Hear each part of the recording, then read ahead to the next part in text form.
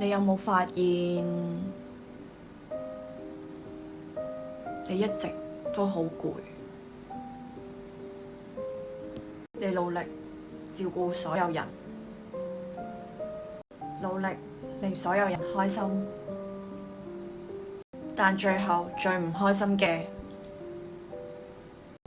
永遠係你自己，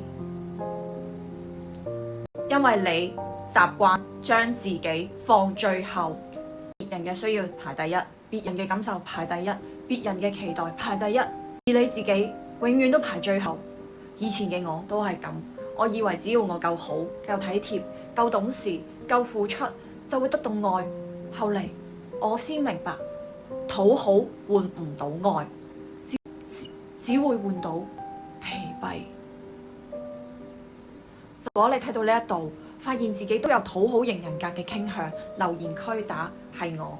我知道有幾多人一直都活得好辛苦。